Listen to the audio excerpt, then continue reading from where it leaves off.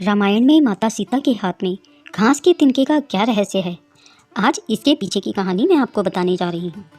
रावण जब माता सीता का हरण करके लंका ले गया, तब लंका में सीता जी वट वृक्ष के नीचे बैठकर चिंतन करने लगी। रावण बार बार आकर जब माँ सीता को धमकाता था, लेकिन माँ सीता जी कुछ नहीं बोलती थी।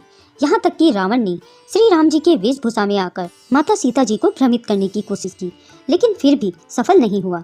रावण थक हार कर जब अपने शयन कक्ष में गया तो मंदोदरी ने उससे कहा कि आप तो राम का वेश धरकर गए थे, फिर क्या हुआ?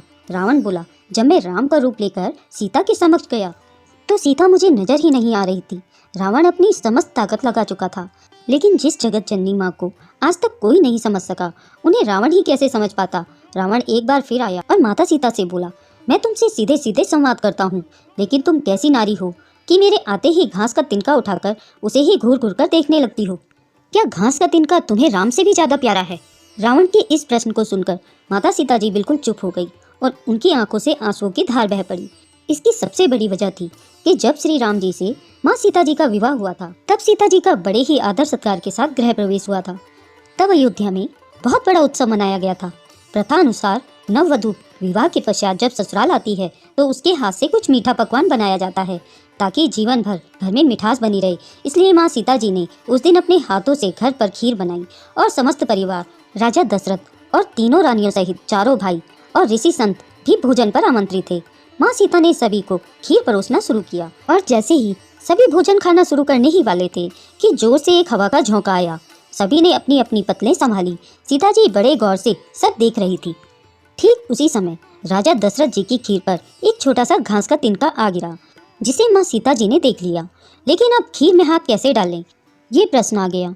माता सीता जी दूर से ही उस तिनके को घूर कर देखने लगी और जैसे ही माता सीता जी ने उसे घूर कर देखा, वह तिनका जलकर राख हो गया, एक छोटी सी बिंदु बनकर रह गया।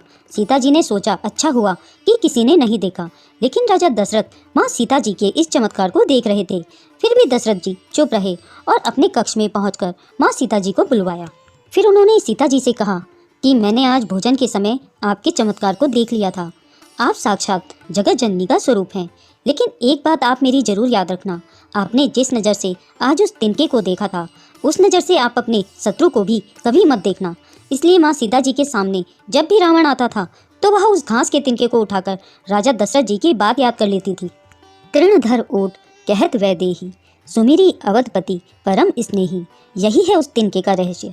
इसलिए माता सीता जी चाहती तो रावण को उस जगह पर ही राख कर सकती थी, लेकिन राजा दशरथ जी को दिए गए वचन एवं भगवान श्री राम को रावण वध का श्रेय दिलाने हेतु वो शांत रही। ऐसी विशाल हृदय थी हमारी जानकी माता। जय हो माता सीता जी की, जय हो प्रभु श्री राम जी की। आज की कहानी में बस इतना ही। आगे मिलते हैं नई कहानी के साथ। धन्यवाद।